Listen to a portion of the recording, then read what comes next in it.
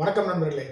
தக் life. So இந்த படத்தோடைய விமர்சனம் உங்களுக்கே தெரியும். பெருமளவில் வந்து பார்த்தீங்கன்னா முடிச்சு விட்டீங்க போங்க அப்படிங்கிற மாதிரி தான் பிரசாந்தும் சரி, ப்ளூ சட்டையும் சரி, மற்ற ஒரு சில ரிவ்யூஸும் சரி என்ன சொல்லிட்டாங்கன்னா, இந்த படம் வந்து it's and completely not good அப்படின்ட்டாங்க. கிட்டத்தட்ட நிறையா விஷயத்த வந்து வச்சு பேசும்போது என்னென்னா, சிம்பிளாக தாங்க டேரக்டர் நான் விஷயத்துக்கே வரேன். ஸோ படத்தோடைய ரெஸ்பான்ஸை பொறுத்து தான் அந்த படத்துக்கு ஆட்கள் போவாங்க. இப்போ வந்து பார்த்தீங்கன்னா பிரசாந்த் அண்ட் ப்ளூ சட்டை இவங்களுடைய ஃபாலோவர்ஸ், அதே போல் இவங்களுடைய விஷயத்த வைரலாக நிறையா பேர் வந்து ஷேர்லாம் பண்ணுவாங்க. எக்ஸாம்பிள் வந்து பார்த்தீங்கன்னா, நான் இங்கே டீ ஷாப் போயிருந்தேன். உட்காந்து பேசிகிட்டு இருக்கும்போது என் குரூப் ஆஃப் ஃப்ரெண்ட்ஸஸ் வந்து உட்காந்துருந்தாங்க. அவங்களும் டீ சாப்பிட்டு அந்த பக்கம் 4 பேர் உட்காந்துருந்தாங்க. காலேஜ் பசங்க கொஞ்சம் பேர் உட்காந்துருந்தாங்க. பேசும்போது எப்படா நீங்கள் தக் லைஃப் எல்லாம் போகலாம், இல்லை மச்சான் வேண்டாம் மச்சான், ஓடிடியில் வரும்போது பார்த்துக்கலாம், ஏன்னா படம் நல்லா இல்லை இருந்தால் ப்ளூ சட்டை போட்டு கிழிச்சிட்டு அப்படியே அப்படின்னு சொல்லி மாமனார் இன்ப வெறி அப்படின்னு சொல்லிட்டு சிரிச்சுக்கிட்டு பேசிகிட்டு இருக்காங்க. இந்த பக்கம் பிரசாந்தே சொல்லிட்டா அப்படிப்பா, ப்ளூ சட்டையை விட பிரசாந்த் வேண்டான்ட்டா அப்படி. ஸோ இப்படி தான் வந்து பார்த்தீங்கன்னா நிறைய அந்த விஷயம் வந்து வைரல் ஆகி கிட்டத்தட்ட எனக்கு தெரிஞ்சு ஒரு 200 கோடி ரூபாய் இவங்களால இந்த படத்துக்கு லாஸ். என்னன்னா 200% என்னால் வந்து சொல்ல முடியும். கண்டிப்பாக 200 கோடி உங்களுக்கு லாஸ் ஆகும். என்னன்னு கேளுங்க. இவங்க ஃபாலோவர்ஸ் இருக்கவங்க எல்லாருமே படம் பார்ப்பாங்களான்னு சொல்லிட முடியாது. டெஃபினட்டாக கொஞ்சம் பேர் பார்ப்பாங்க. சரி அப்படி என்னதான் இருக்குன்னு சொல்லி பார்க்கலாம். இப்போ நம்மளாம் வந்து பார்த்தீங்கன்னா ஒரு டைம் போய் பார்த்தோம், சரி ஃபேமிலியோட போகலாமா அப்படின்னு யோசிக்கிறவங்க போக மாட்டாங்க.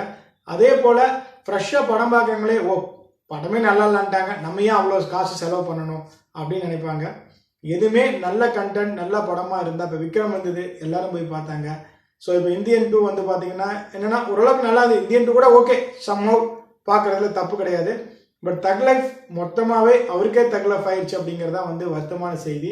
இப்போ என்ன ஒரு மேட்ருன்னு சொல்லி வந்து பார்த்தீங்கன்னா, கண்டிப்பாக இவங்களால ப்ரொடியூசர் தரப்புக்கு 200 கோடி கன்ஃபார்மாக லாஸ்.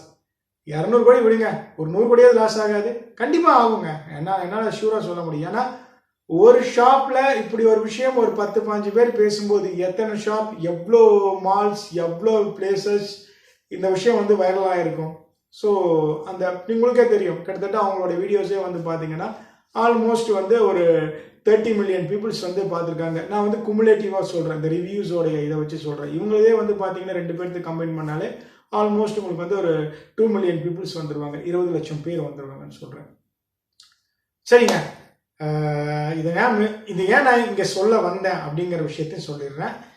ரிவ்யூவர்ஸை பேஸ் பண்ணியும் அந்த ப்ரொடியூசர் தரப்புக்கு வந்து பார்த்தீங்கன்னா லாஸ் கண்டிப்பாக வரும் அப்படின்னு நான் சொல்கிறேன். ஏன்னா இவங்க இப்படி பேசினாங்கன்னா கண்டிப்பாக படம் வந்து நிறைய பேர் பார்க்கவும் வரமாட்டாங்க. அதே நேரத்தில் படம் நல்லா இருந்துச்சுன்னா இவங்க என்னதான் நெகட்டிவிட்டியாக சொன்னாலும் ஆடியன்ஸ் வரதை தடுக்க முடியாது. அந்த மாதிரி நம்ம நிறைய படங்கள் பார்த்துருக்கோம். சரிங்க, நீங்கள் இதை பற்றி என்ன நினைக்கிறீங்க கீழே கூட கமெண்ட் பாக்ஸில் பதிவு பண்ணுங்கள்.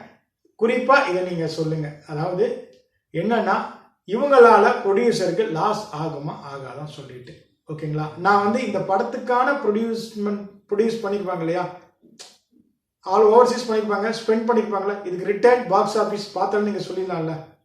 சரிங்க, இட்ஸ் யுவர் விஷ். கமெண்ட் பண்ணுங்கள். தேங்க்யூ.